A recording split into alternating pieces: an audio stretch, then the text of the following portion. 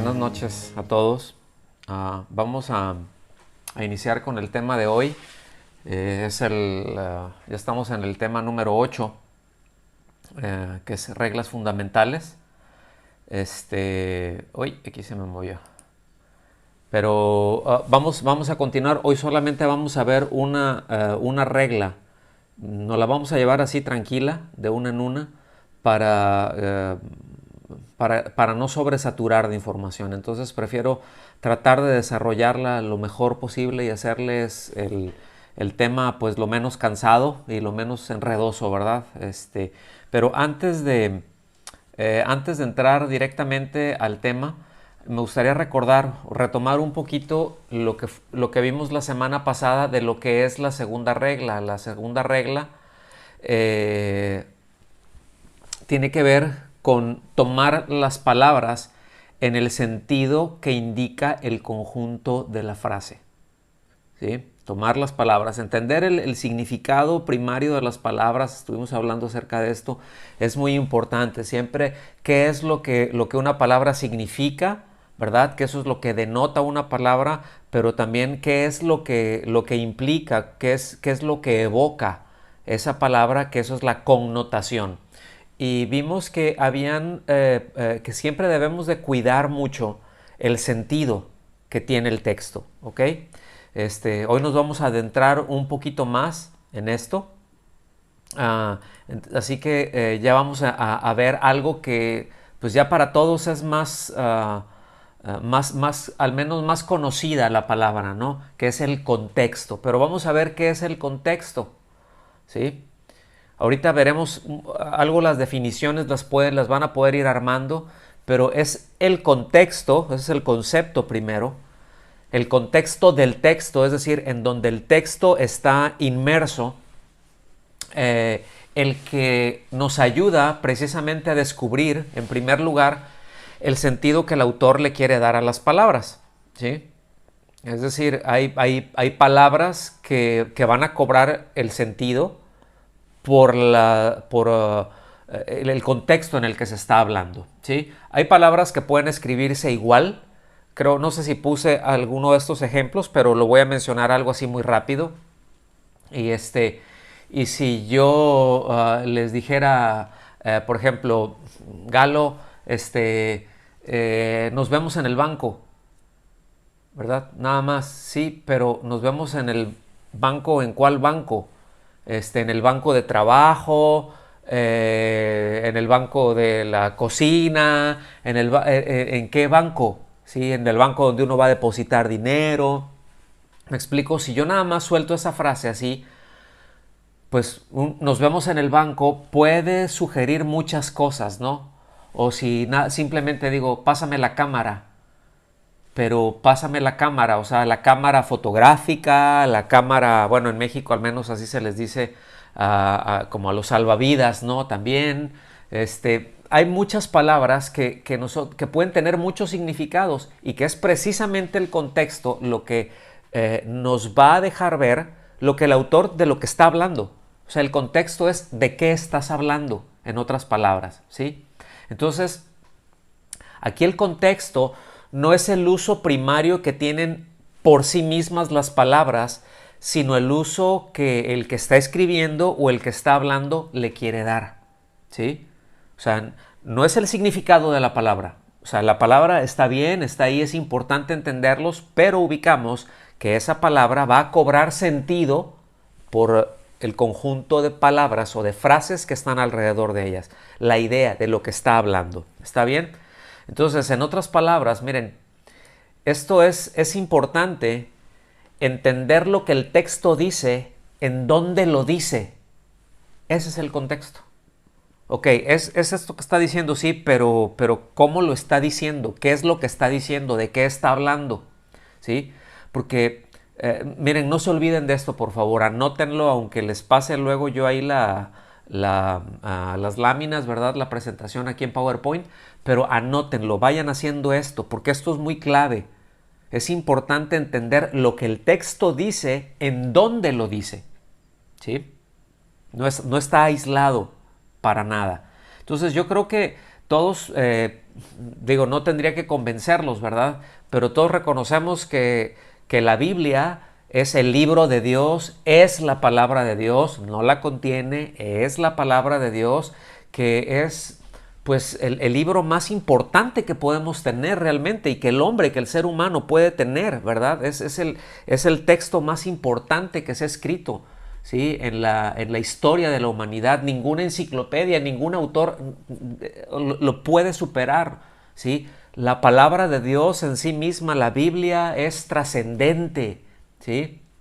Entonces, por eso es muy extraño. Yo creo que todos nosotros nos ha tocado escuchar o conversar con alguien, pero hay muchas personas que creen saber lo que la Biblia dice.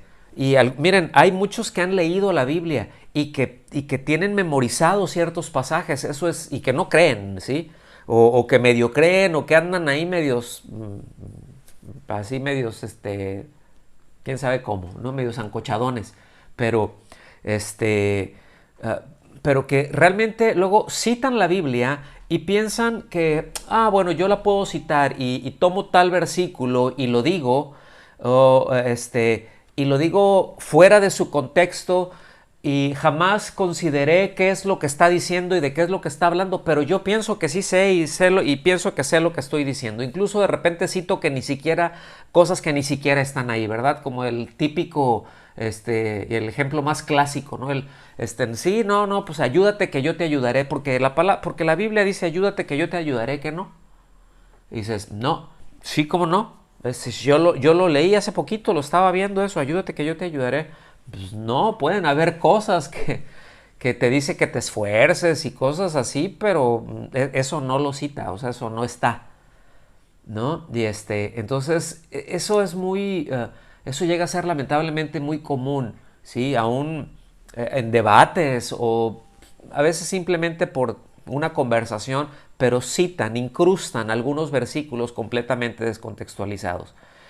Y ese procedimiento, fíjense que normalmente no se le aplica a una lectura común, es decir, en su cabal juicio, tú no vas a tomar algún libro de algún, si se trata de alguna obra filosófica, ¿verdad? O de algún pensador social, ¿verdad? O histórico, o algún libro político, no sé, de biología, lo que tú quieras. Y no lo vas a citar de una manera descontextualizada. Siempre vas a estar citando las cosas cuando se está hablando y de lo que se está hablando. Es muy frecuente que de repente uno llegue a citar algún versículo cuando ese versículo no tiene nada que ver realmente con lo que se está hablando, pero simplemente, pues a mí me parece, a mí me suena porque hay alguna palabra y eso muchas veces tienen la culpa el mal uso que le damos a una concordancia, ¿no? Voy a hacer un paréntesis, ¿no? Pero hay predicaciones que luego han salido, y yo las he visto y las he escuchado, por un montón de versículos que simplemente fueron copiados porque se dijo, vamos a hablar del amor, ¿verdad? Entonces empiezo o el tema que ustedes quieran, ¿verdad? Y voy a una concordancia y veo varios versículos, ¿verdad? Que tienen esa misma palabra, ni siquiera estoy checando, está traducida así al español, pero ni siquiera me aseguré en primer lugar si es la misma palabra que está traducida del texto original al español, o cuál es la palabra, o el tiempo en el que está conjugado, la sintaxis en sí, sino simplemente, pues es esta misma palabra, y la pongo aquí, y copio y pego un montón de versículos, y los voy leyendo, y a veces, miren, yo esto en alguna ocasión un pastor, un amigo, me dijo, mira, no, es que fue un mensaje, me dice, fue pura palabra de Dios y como había mucha confianza con él, le dije, no fue pura palabra de Dios. Bueno, sí fueron muchos versículos, le dije, pero no hilaste nada, porque citaste este versículo y no tienen que ver entre ellos con el tema que estabas hablando, simplemente porque te fuiste por una sola palabra, sacaste del contexto. ¿Está bien? Fíjense que, por ejemplo, utilizando un método así, pues uno puede probar lo que quiera. Alguien dijo que un libro ahorita tan de moda, ¿no? Que está el socialismo, ¿no? La izquierda, la extrema izquierda, etcétera, ¿no? Ideas comunistas, ¿no? Alguien dijo, creo que muy acertadamente, ustedes saben que Karl Marx escribió un libro que se llama Das Kapital o El Capital. Y que alguien que se pone a descontextualizar muchas de las cosas que dice ahí, a aislar ciertas declaraciones, ¿sí? Que dice Marx, puedes juntarlas todo, ¿verdad? Y hacer una defensa del capitalismo, ¿sí? Ahora, lo voy a traer esto al ámbito de la Biblia. Yo no sé si ustedes se han dado cuenta o sabían, pero se ha dicho también que con la Biblia tú puedes probar lo que quieras. O sea, claro, si se saca del contexto, ¿verdad? Y ahí tienes ediciones de la Biblia, ¿verdad? El texto torcido y comentarios al texto sobre todo, pero ahí tienes la Biblia queer, ¿verdad? La Biblia gay y un montón de aberraciones que han desarrollado por descontextualizar. Hay muchas versiones y hay muchas, o sea, no solamente Biblias que tienen comentarios como la queer, la gay, las que ya mencioné, ¿no? Pero hay otras que son traducciones, en muy malas traducciones y muy descontextualizadas, ¿sí? No voy a mencionar siquiera la más mutilada, de las versiones más mutiladas, ¿verdad? Que es la de los testigos de Jehová, la que utilizan los testigos de Jehová. Pero es por descontextualizar. Y luego vienen comentarios, se desarrollan posturas teológicas incluso por sacar del contexto. Y tenemos que tener siempre mucho cuidado con esto, ¿sí? Siempre tenemos que cuidar esto, la conexión de los versículos con el pasaje en donde ocurren, cómo se conectan, ¿sí? Porque eso nos habla del contexto, eso es lo que le da el significado verdadero. ¿Dónde ocurre eso que se está diciendo? Hay que entenderlo ahí, eso que se está diciendo, ¿sí? Y aunque miren, ya hemos hablado más o menos en números redondos, será hace poco más de 500 años, yo creo, que no me he puesto a sacar las cuentas exactamente, pero que se hicieron los versículos, ¿sí? Es decir, que se seccionó la Biblia y que se les pusieron números, que se dividió en capítulos y en versículos. Ahora, pregunta, ¿eso es útil? Sí, sí es útil porque pues, nos ayuda a ubicar algún texto en particular, pero escúchenme muy bien, siempre debemos de leer el párrafo. Siempre debemos de leer el párrafo. Es decir, yo puedo citar un versículo cuando yo ya sé de lo que está hablando, ¿sí? Yo me puedo ir a un versículo y citarlo en algún momento determinado, que estamos hablando de algo, se está predicando de algo, y no necesito irme a un párrafo, ¿verdad? Leer todo un párrafo completo, aunque no tendrían absolutamente nada de malo. Muchas veces uno lo hace por cuestiones de tiempo y pones un versículo, ¿verdad? Por ejemplo, en una predicación, porque estás hablando de ese tema, ¿sí? Porque muchas veces, otra vez, se inserta un versículo que no tiene nada que ver con el tema, que no tiene nada que ver con el contexto. Entonces, si nosotros descontextualizamos, si no leemos el párrafo completo, entonces siempre vamos a tener argumentos para intentar probar lo que querramos. Y repito, esto da pie a muchas interpretaciones personales, ha dado pie a muchas posturas teológicas, a teologías que se han desarrollado. Ya en su momento veremos más acerca de esto, ¿no? Cuando lleguemos a un módulo o al módulo de teología, ¿sí? Ver las distintas teologías y cómo fue que se desarrollaron, y vamos a ver que algunas de ellas, ¿sí? Es precisamente se descontextualizó. Se cambió, ahora sí que una cosa por otra, ¿no? Se hizo por ahí algo, esto ya lo confundí con esto acá y pongo, y me da soporte, aunque no lo tiene realmente, pero me llega a dar ese soporte que yo necesito. el simple hecho de descontextualizar. Y es algo muy chistoso, es como cuando uno edita una conversación, ¿no? No sé si han visto esos videos, ¿no? Que luego están ahí, que luego son muy chistosos, ¿verdad? O sea, en donde hay una escena y alguien dice algo, que aparenta referirse a eso, ¿no? Que está diciendo, aunque no estaba hablando de eso, ¿no? Pero de esas ediciones, ¿verdad? De conversaciones editadas, ¿no? O esos videos o esos fragmentos de conversaciones que uno pues corta acá, pega acá, corta acá, pega acá, le acomoda y uno puede poner en una misma frase, ¿verdad? Palabras que dijo la misma persona, pero fuera del contexto. No sé si me estoy dando a entender. Entonces siempre es la conexión de los versículos, ¿sí? Es con el texto donde ocurre, con el pasaje donde ocurren. Eso es lo que le da el verdadero significado, el verdadero sentido. Y mis amados, omitir esta regla, ¿sí? Es uno de los errores más comunes en la interpretación bíblica.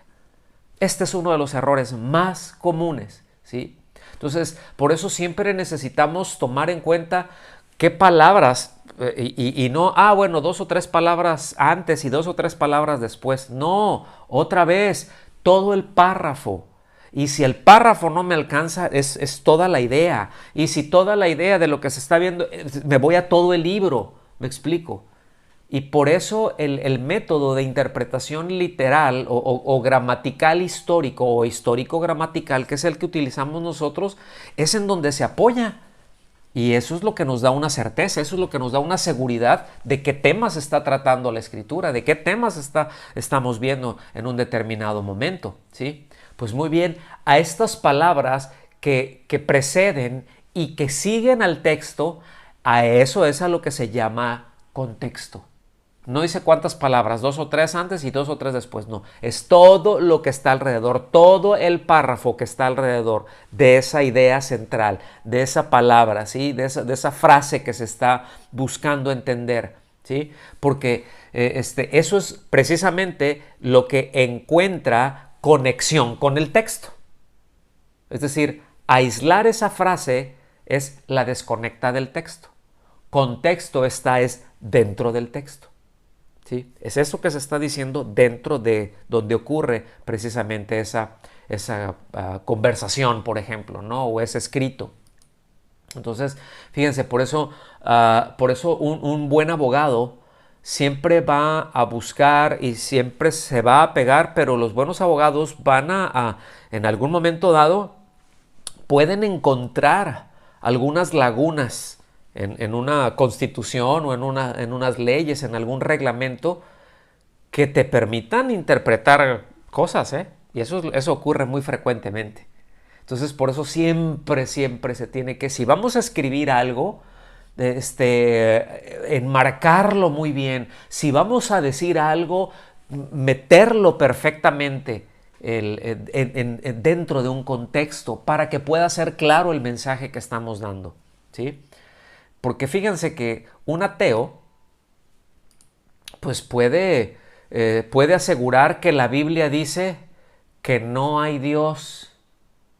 Fíjense, alguien te puede decir, no, la Biblia dice que no hay Dios. Ahora, ¿la Biblia dice que no hay Dios? Sí dice. Sí dice. ¿Cómo, pastor? Sí, la Biblia dice que no hay Dios. Pero es una contradicción. No. El Salmo 14.1, el Salmo 53.1 dice esto: el necio ha dicho en su corazón, no hay Dios. Pero si nosotros descontextualizamos, vemos ahí, o sea, la Biblia dice no hay Dios, sí, y está entrecomillado, está subrayado, vamos a decirlo así, ¿sí? Está enfático, está marcado, está remarcado. Pero si yo desconecto, ¿verdad?, lo que precede, que es, bueno, eso es algo que el necio dice, ¿sí? Ahora, ¿cómo se manifiesta ese necio? Dice, todos se han corrompido, han cometido hechos abominables, no hay quien haga el bien. ¿Quiénes son los que dicen que no hay Dios? Pues estos, ¿sí? Entonces yo puedo descontextualizar. A lo mejor este es un ejemplo muy sencillo, pero ahorita vamos a ver otros, ¿sí? Entonces fíjense, vean qué importante, ¿no? Cómo ¿Cómo uno puede afirmar, ¿sí? ¿Cómo puede hacer uno una determinada afirmación? Ahora, existen contextos que son inmediatos, pero también hay contextos remotos o contextos lejanos. Ay, aquí me pasé. Ya me fui muy lejos. Ay, a ver, a ver, a ver. Pero repito, hay contextos remotos y hay contextos que son inmediatos. ¿Qué quiere decir esto?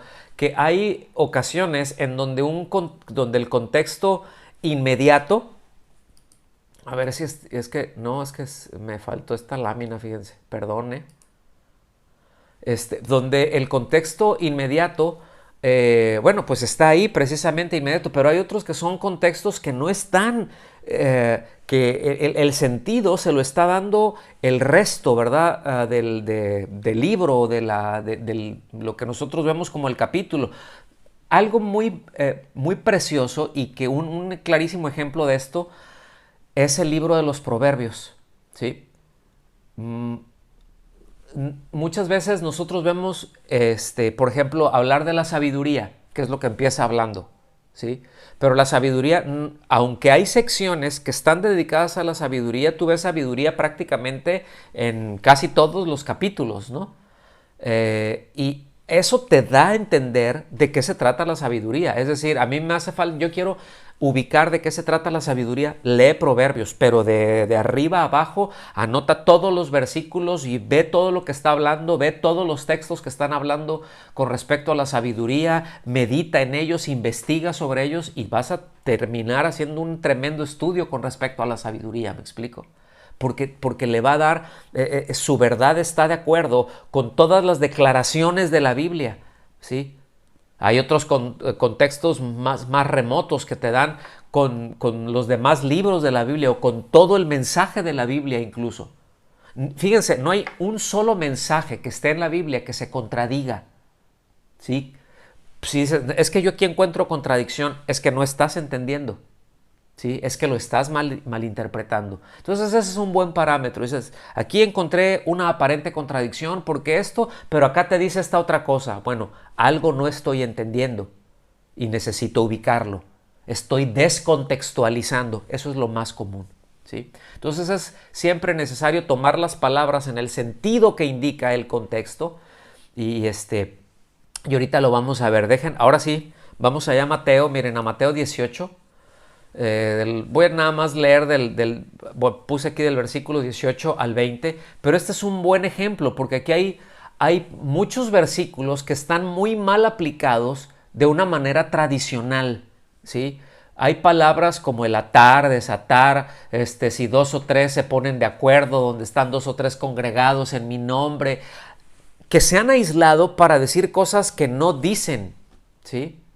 Ahora, nada más anoten esto ahí, por cuestiones de tiempo, no me voy a meter de lleno, pero pueden ver el contexto donde ocurre esta conversación, lo van a ubicar todo el capítulo 18, pero en particular el párrafo, ¿verdad? Central está desde el versículo 15 hasta el versículo 35. Tienen que leer todo esto, todo este pasaje, para entonces ubicar, entender de qué es de lo que se está hablando. Así que vamos a ver, vamos a irnos deteniendo. Fíjense, no solamente en las palabras, pero nos vamos a detener también en todo lo que está alrededor, ¿sí? En todo el contexto. Y repito, este es un excelente ejemplo de ello, ¿sí? Mateo 18, versículo 18 dice, en verdad les digo que todo lo que aten en la tierra será atado en el cielo. Ah, caray. Entonces aquí ya empezamos con la atadera de demonios, ¿no? Yo ato esto, desato bendición, porque la Biblia dice y la palabra de Dios dice que todo lo que yo ate en el cielo va a ser atado aquí. Ahora, pónganme atención, vamos a ver qué quiere decir que será atado, ¿sí? El vocablo griego que se utiliza para atado quiere decir poner bajo obligación de una ley o un deber. Quiere decir prohibir, quiere decir declarar ilícito, ¿sí? El vocablo ese que se utiliza ahí, ¿verdad? Y sí, También se utiliza para ligar, ¿verdad? Y está muy bien traducido, pero eso es lo que la palabra denota, pero también connota. Fíjense bien, la traducción no está mal cuando dice que todo será atado. Es muy correcta, de hecho, pero cuando no se considera el contexto, cuando desconocemos el sentido de la palabra y las palabras que están alrededor, ¿verdad? Pues como ya dijimos, va a conducir a errores. Y eso podemos ver enseñanzas erróneas o falsas, pero de a montón, ¿verdad? Entonces póngame atención, vamos a seguir leyendo. Dice, todo lo que ates, en verdad os digo que todo lo que ustedes aten en la tierra será atado en el cielo. Ese será, textualmente es, habrá sido atado. O sea, todo lo que tú permitas, todo lo que tú prohíbas, más bien lo que tú prohíbas, perdón, a todo lo que tú le pongas, lo que obligues a algo, así va a quedar. Dice, será atado en el cielo. Dice, y todo lo que desaten en la tierra, aquí desatar es permitir. Ahora, yo puedo permitir cosas en el cielo, yo puedo hacer eso. A ver, ¿de qué me está hablando? Ahorita vamos para allá. Todo lo que desaten en la tierra será desatado en el cielo. ¿Ok? Fíjense bien. Y sigue, dice, además les digo que si dos de ustedes se ponen de acuerdo sobre cualquier cosa que pidan aquí en la tierra, les será hecho por mi Padre que está en los cielos. Ok.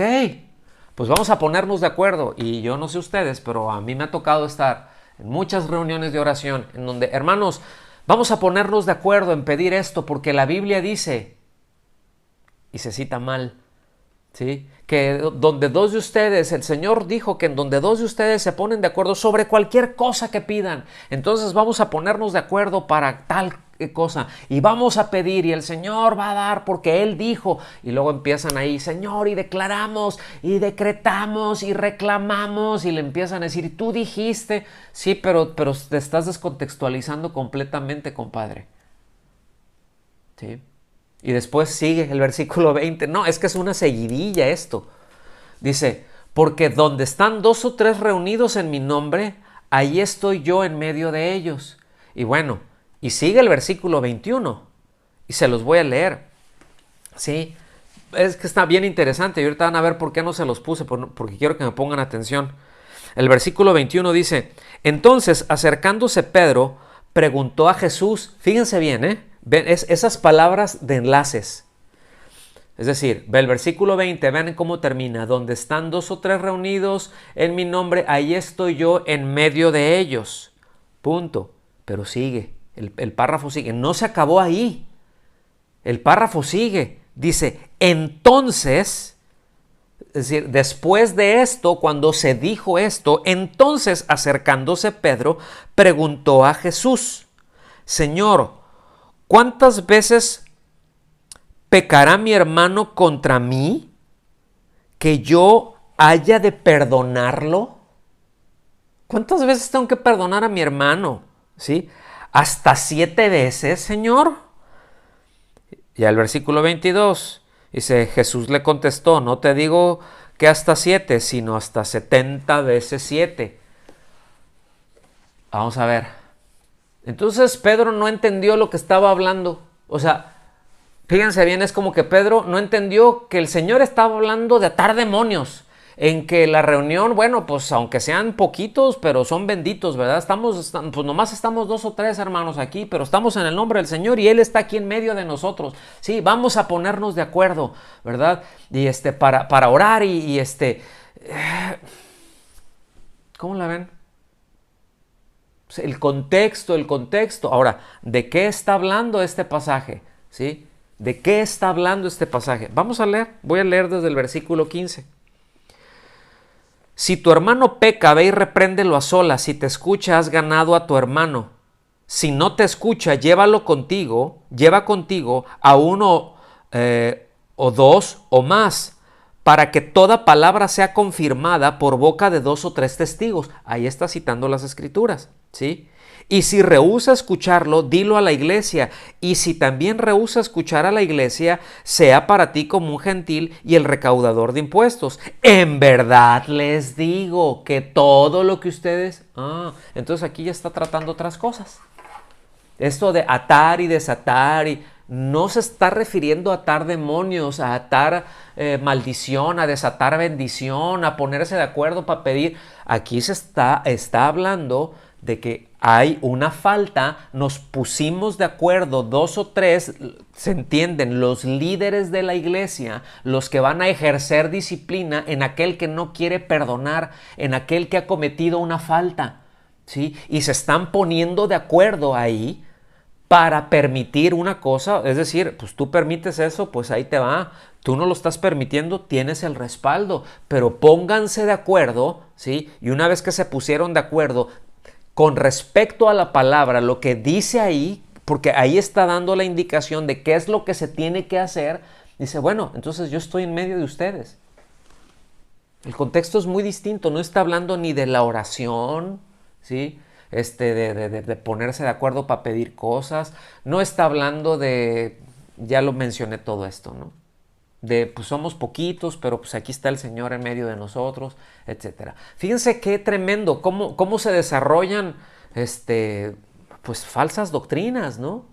En todo esto, ideas bien mal concebidas por descontextualizar, por no ir a todo el párrafo. Y hay un argumento para descontextualizar muy frecuente, ¿sí? Aun cuando uno va a las Escrituras pero otra vez, ¿no? Tomaron una concordancia, vieron por ahí, y esto sobre todo se dio, yo creo que hace como se dio más, alrededor de unos 28, 30 años por ahí, que se empezó a ver, como era unos 25 años, ¿no? Que salían mucho enseñanzas del rema, el rema, ¿sí? Ahora, ¿qué es rema? ¿Sí? Ciertamente es una palabra que está en la Biblia y ahorita les voy a mencionar un par de versículos, ¿verdad? Pero rema sencillamente quiere decir palabra, quiere decir mensaje. No, es que hay logos y hay rema. Sí, efectivamente, pero a fin de cuentas sigue siendo palabra. Cuando el Señor utiliza, ¿verdad? Y nos dice que no solo de pan vivirá el hombre, sino de toda palabra que sale de la boca de Dios. Cuando utiliza, que dice la palabra, pues es la palabra rema, no dice logos, ¿sí? En muchas dice logos, en otras dice rema. Pero a fin de cuentas es palabra y se está refiriendo a la palabra de Dios. Pero pónganme atención en esto, por favor, porque en donde me quería centrar aquí, voy a poner este ejemplo, porque en ciertos medios es muy utilizado para decir algo que no tiene soporte en la Biblia, ¿sí? Es decir, luego dicen, es que tuve un rema, yo estaba leyendo así, tuve un rema, o soñé y tuve un rema. Y esto estoy hablando en Efesios, sobre todo esto es lo que sacan, ¿no? Porque muchas veces ni siquiera han citado los otros versículos, que son muchos, en donde también se utiliza la palabra rema en lugar de logos, pero se está refiriendo a lo mismo. ¿Sí me explico? En Efesios, en el capítulo 6, versículo 17, fíjense bien, dice así. Ahora, el contexto de eso está hablando de la armadura, ¿sí? Está hablando de algo defensivo. Tomen también el casco de la salvación y la espada del Espíritu, que es la palabra de Dios. Ahora, debo de decir que, para cuando ponemos atención aquí, el apóstol Pablo está citando Isaías 59 e Isaías 49. Él está hablando de esto, no está inventando, no está creando él ninguna figura, ¿sí? No, es que Pablo, sí, seguramente tenía en mente ahí la imagen de un soldado romano, ¿sí?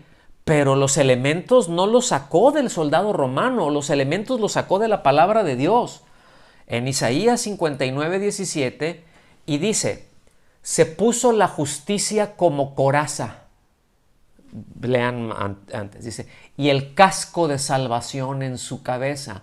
Como vestidura se puso ropa de venganzas y se envolvió de celo como de un manto. Está tremendo lo que está hablando aquí, ¿me explico?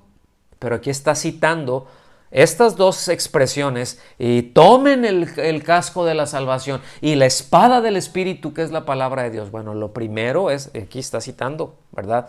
En este versículo, pues bien, es el casco.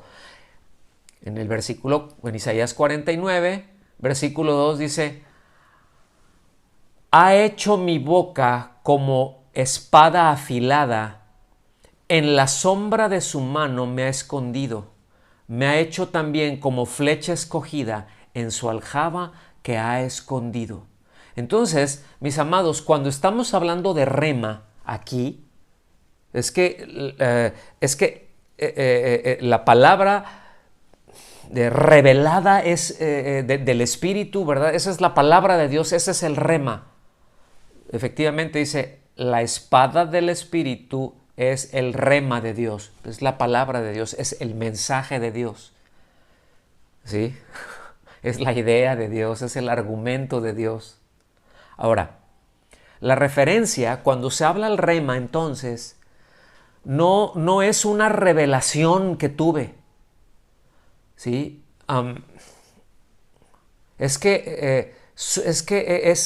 Fue esta palabra solamente para este momento. Bueno, seguramente si está bien aplicada, sí.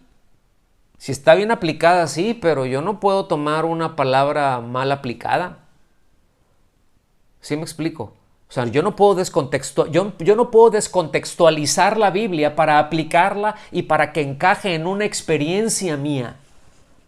Yo no puedo hacer eso y eso es muy común, ¿verdad? De repente dicen, no, sí, a mí fíjate que a mí me pasó lo que a Noé, mano.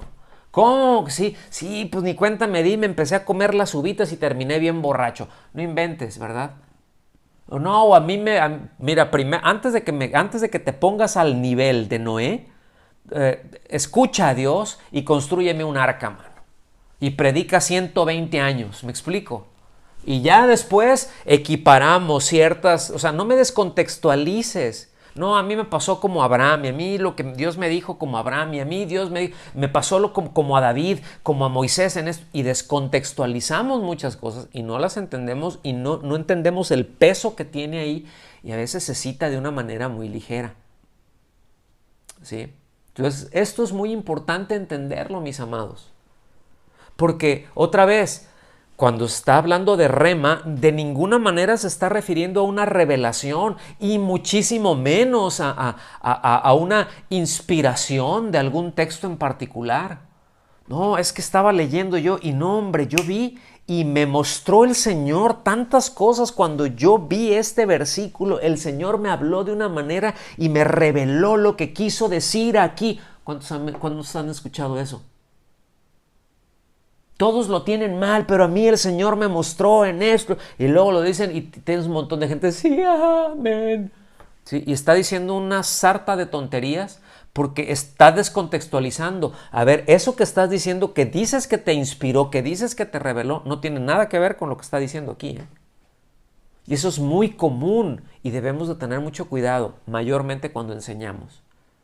¿Sí? Mayormente, siempre que citamos algún texto en alguna predicación, en alguna enseñanza, debemos de tenerla bien contextualizada. ¿Sí? Entonces yo espero no estarles haciendo un lío, pero no, mis amados, lo que esto indica, ¿sí? Lo que esto indica es esto. O sea, lo que el texto está indicando es que la espada es dada por el Espíritu. Miren, voy a decir algo muy técnico aquí, ¿sí? La construcción que está tratando de este texto, ¿verdad?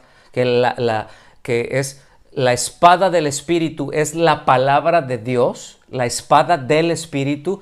Esto se conoce como un genitivo de cualidad, es decir, es algo que pertenece a. Entonces, ¿qué es lo que nos está diciendo aquí? Que la espada es dada por el Espíritu. que porque esa espada, que es aquí es un elemento, fíjense bien, de hecho yo siempre había pensado, por mucho tiempo llegué a pensar, es que la espada es es la única parte que tenemos para agredir al enemigo, eso es para pelear, eso es para conquistar. Pero la espada del Espíritu, a la espada que se está refiriendo aquí, no era una espada de ataque, sino era una espada de defensa, porque era una espada corta o una machaira. No era la espada de ataque, no era el gladius, ¿sí? No era la espada grande con las que golpeaban y con esa te daban y donde te dieran te cortaban o te rompían los huesos, ¿sí? Sino era una espada corta, que era más de defensa, que era ya cuando ya el asunto ya estaba de cuerpo a cuerpo y había que saberla utilizar. Entonces, aquí, ¿por qué? Porque ya la victoria la tenemos en Cristo, pero nosotros tenemos que resistir en nuestra posición, ¿sí? Entonces, pero no me voy a meter ahorita por ahí. Habla de la espada que es dada por el Espíritu, porque procede del Espíritu, y por cuanto procede del Espíritu, no puede ser otra cosa que la palabra de Dios, ¿sí? Es decir, en 2 de Pedro 1:21 nos dice que es el Espíritu Santo quien comunicó el mensaje de Dios, quien inspiró, ¿verdad? Quien influyó, quien condujo a los hombres a escribir, a ciertos hombres apartados por Dios y para Dios, para escribir, ¿sí? Que Él mismo inspiró, que sopló, ¿verdad? Esto lo utiliza Pedro ahí en 2 Timoteo 3:16, muy conocida, porque toda la escritura es inspirada por Dios, es soplada por Dios, es el Espíritu, es el influjo, ¿verdad? Y esta misma palabra es eficaz, es penetrante, dice, como toda espada, como una espada de dos filos, como una machaira, es muy corta cuando entra, corta cuando sale, penetra, separa, ¿sí? Y nos está hablando que es el Espíritu que pone en la mano del creyente la palabra de Dios, lo que Él inspiró, y que siempre estará ahí para defensa. ¿Con qué vamos a defender la fe? ¿Con qué presentaremos? No dice la palabra de Dios, no dice que vayamos y no sé, que seamos agresivos y que peleemos. No, dice que presentemos defensa, ¿sí? Que sí, con compasión, pero es presentar defensa y es utilizarla bien. El asunto es de que la espada del Espíritu no puede ser manejada si no se sabe usarla, porque se va a hacer un peligro, porque va a correrse el riesgo de descontextualizarla. Pero cuando viene, fíjense bien, recuerden, vayan allá en casa, ¿verdad? Para que lo vean con más tiempo en la tentación del Señor, ahí en Mateo capítulo 4. Y van a ver cómo el enemigo venía torciendo la palabra, cambiándole el sentido, descontextualizando. Y el Señor, cómo defendió su posición con la palabra. El buen uso, manejando en cortito, cortando, ahí cortando. Él no se puso a agredir al enemigo. El enemigo lo estaba tentando y él simplemente estuvo cortando y estableciendo. ¿Estamos aquí? Espero que sí. Entonces, mis amados, siempre es esencial leer el párrafo. Siempre es esencial leer el párrafo, ¿sí? Leer completo, ¿sí? Para entender lo que el texto dice en donde lo dice. ¿Está bien? Entender el texto, entender lo que dice en donde lo dice. ¿Está bien? Eso es muy, muy importante. Ahora, hay una advertencia aquí que es muy importante que la tengamos presente. A veces hay ciertos paréntesis. Pablo hace eso. Pablo llega a hacer eso, ¿sí? Y de repente se avienta unos paréntesis enormes, ¿sí? Pero viene toda la idea, viene el párrafo, viene y rompe el hilo o corta el argumento, está hablando y de repente hace un paréntesis, ¿verdad? Y a veces son más, a veces menos largos, y después lo reanuda, ¿verdad? Pues cuando el paréntesis es corto, pues no es difícil, ¿no? O sea, no nos representa una dificultad, pero Pablo hace muchos paréntesis largos. Miren, voy a poner un ejemplo, no se los anoté aquí, pero lo pueden anotar allá. Ustedes ven la progresión que lleva la carta a los Romanos. Capítulo 1, ven cómo va explicando, ¿verdad?, qué es el Evangelio, la condición del hombre por rechazar la verdad de Dios.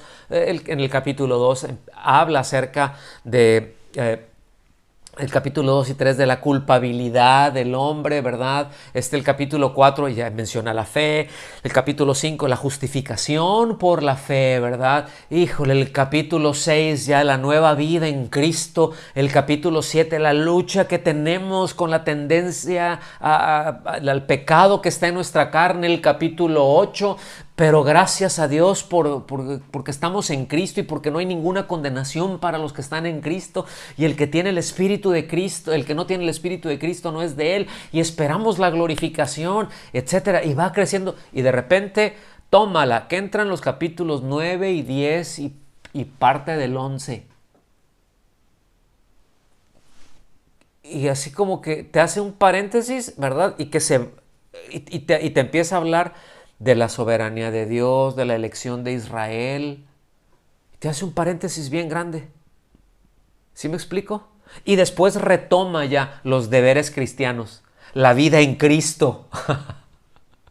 ¿Lo alcanzan a ver? Entonces, hay paréntesis así. Aquí yo les estoy dejando algunos paréntesis, ¿verdad?, que se hacen.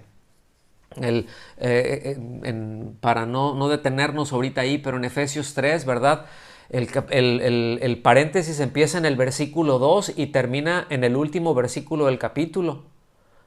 Es decir, todo el capítulo 3 básicamente es un paréntesis entre el 2 y el 4. Básicamente es un paréntesis, ¿sí? Otro ejemplo también, como lo pueden ver ahí, está en Filipenses en el capítulo 1. El paréntesis se abre en el versículo 27 y se concluye hasta el versículo 16 del capítulo 2. O sea, es como que de repente, ¡pum! A ver, me salió con esta otro, rompió la hilación, ¿sí? Yo muchas veces, ustedes lo notarán, pero yo les digo cuando estoy predicando, estamos hablando de esto así, paréntesis, voy a hacer un paréntesis y hablo algo, acá, y lo cierro y retomamos el punto. Bueno, las escrituras dicen, es igual, ¿sí? Dentro de la Biblia es igual, las cartas tienen sus paréntesis, ¿verdad? Conforme se va escribiendo, algunas veces tienen algunos paréntesis, ¿sí? Porque acuérdense, el autor no iba pensando versículo 1, versículo 2, ya terminé este capítulo, porque de hecho esa división de capítulos incluso lo ponen de un punto y luego hay algunos de que ya le ponen. En mi Biblia tiene, bueno, yo creo que las Biblias de muchos de nosotros tienen subdivisiones o tienen subtítulos, pero a veces digo, y no es tan mal, algunos no, pero otros simplemente te está diciendo qué es lo que está enfatizando en esa sección, pero sigue todo, es el mismo párrafo, ¿sí? Es la misma idea que se está tratando y eso, mis amados, tenemos que tenerlo muy presente, ¿sí? Ahora dices, ay, pastor, ya me lo está poniendo muy complicada porque cuando esté leyendo entonces, ¿cómo le voy a hacer para darme cuenta que hay un paréntesis? Pues la respuesta es muy sencilla, ya la platicamos y ya la hemos comentado, ¿sí? Leyendo con mucho cuidado, hermanos. Leyendo con mucha atención, sin apresurarse, ¿sí? Poniendo atención, poniéndole cuidado, meditando, orando, ¿verdad? Consultando también. A ver, esta idea, a ver cómo está esto, ¿no? A ver, aquí como que, ¿por qué venía hablando de esto y de repente, pero esto que, probablemente hay un paréntesis ahí, ¿sí? Pero ¿cómo me voy a dar cuenta de eso? Otra vez, leyendo con mucho cuidado. Ya vimos un tema que se llamó así, ¿no? Leyendo con cuidado, o la importancia de leer con cuidado, ya saben, a mí se me traspapelan acá en el cerebro los títulos, ¿no? Los temas. Pero así es, tenemos que tener ese detenimiento, no podemos apresurarnos. Y muchas veces, ¿sí? Como ya lo leímos muchas veces, un pasaje, no nos detenemos y no vemos de qué está hablando. Y nos apresuramos y hacemos mal en ello. ¿Está bien? Entonces, vámonos ya para el final, ya con esto. ¿sí? Porque nada más como un recordatorio, ¿no?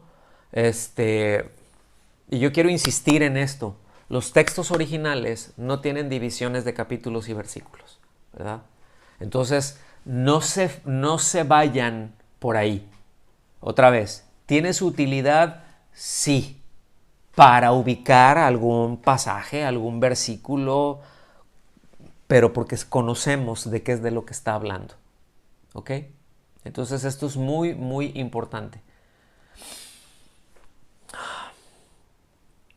Todas las normas de interpretación son importantes, definitivamente, ¿sí? Todas las normas de interpretación son importantes. Pero esta es una en donde mayormente se tropieza, en el contexto, en sacar del contexto, ¿sí? Porque siempre, mis amados, después de examinar, después de leer de una manera bien concienzuda las palabras, las frases, ¿verdad? Siempre vamos a poder ubicar, a determinar el significado que tiene en relación con el sentido general del pasaje en que se encuentra, ¿sí? Entonces, esto, bueno, en su sentido más amplio, siempre el contexto incluye, ya lo veremos más adelante también, no me quiero adelantar, pues son otras de las reglas, ¿no? El designio, el para qué fue escrito, a quién fue escrito, cuándo fue escrito, todas esas cosas entran, todo eso forma parte del contexto, todo eso lo incluye, todo eso va en el fondo del libro, la intención del autor cuando está redactando va incluido en el contexto, ¿sí? Y si me apuran tantito, cuando vemos la Biblia, dicen, no, yo les he estado diciendo que la Biblia no es un libro devocional, que en esencia la Biblia habla acerca de la salvación del hombre y que el hombre viva para la gloria de Dios. De eso se trata todo este libro. Hay historias muy bonitas, hay otras bien difíciles de entender, hay unos pasajes impresionantes, sí, sí es cierto, pero están dentro de un contexto, ¿sí? Están dentro de un contexto, la salvación del hombre, ¿sí? La salvación del hombre y otra vez, y que el hombre viva para su gloria, que todas las cosas son para la gloria de Dios, ¿sí? Entonces, con esto, mis amados, concluimos el tema del día de hoy. Vamos a, si hubiesen preguntas, si hubiesen comentarios, vamos a pasar allá a la sobremesa para poder atender.